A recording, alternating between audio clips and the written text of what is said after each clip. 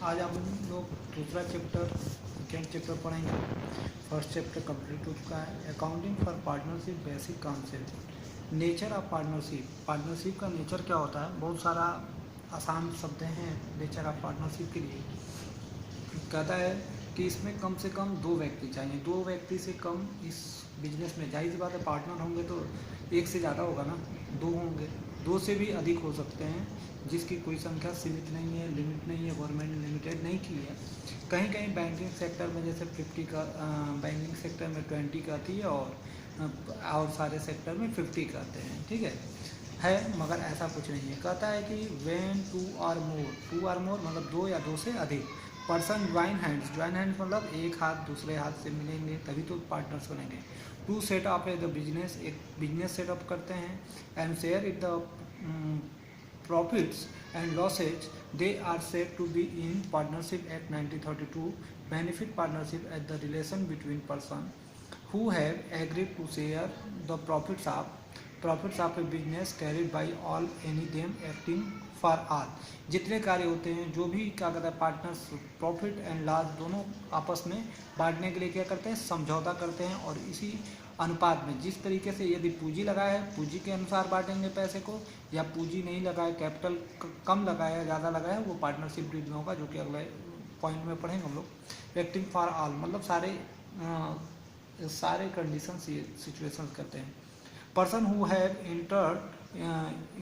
Inter partnership with one another are invalidly called partners are collective called from the name under which the business is carried on all or any of them acting for all. सारे acting for all, जो भी इनका लेन then लेखा जोखा होगा सारे conditions के करते रहेंगे। अब आप बात करते हैं पार्टनरशिप डीड के बारे में। पार्टनरशिप डीड क्या होता है? पार्टनरशिप डीड एक समझौता है। ये लिखित भी हो सकता है या मौखिक, मतलब ओरल या क्या कहते हैं रिटेन, मतलब लिखित या ओरल, दोनों कंडीशन में हो सकता है। कहता है partnership comes into exchange as a result agreement among the partners. The agreement can be either oral or written. मैंने आपको बताया ही तुरंत, ओरल मतलब मौखिक, ओरल माने मौखिक और रिटर्न माने लिखित। मतलब मौखिक रूप से जैसे मैं कह दूँ या कि आप 40% का पार्टनर रहेंगे, हम 60% का पार्टनर, तो ये ओरल हो गया।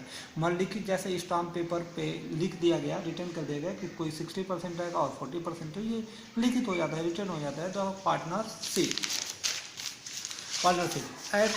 Act does not require that the agreement must be writing but whenever is the writing the document। जाहिर सी बात है ये एक तरीके से डॉक्यूमेंट हो जाएगा, तैयार हो जाएगा, लिखित हो जाएगा, प्रमाण हो जाएगा, साक्ष्य रहेगा कि भाई हम पार्टनरशिप डीड ये था।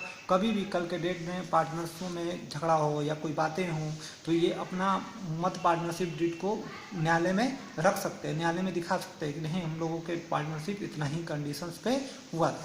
अब हम लोग पार्टनर्स कैपिटल अकाउंट सिर्फ प्रोफार्मा है इसका, पार्टनर्स कैपिटल अकाउंट का, इसको हम लोग पढ़ लेते हैं। जैसे bank permanent withdrawal of capital, जो भी विथड्रॉल करेंगे परमानेंट वो इस साइड जाएगा। Balance carry down, closing balance जो होगा वो जाएगा। Balance brought down, opening balance जो होगा वो जाएगा। बैंक फ्रेश कैपिटल इंट्रोड्यूस जो होगा वो जाएगा। पार्टनर्स करेंट अकाउंट में balance brought down in case of debit opening balance, यदि डेबिट ओपनिंग बैलेंस होगा तो। इसके बाद इंटरेस्ट ऑन ड्राइंग, जो ड्राइंग का इंटरेस्ट होगा वो जाएगा। Balance carried down in case of credit closing balance जो बचेगा। Balance brought down in case of the credit opening balance.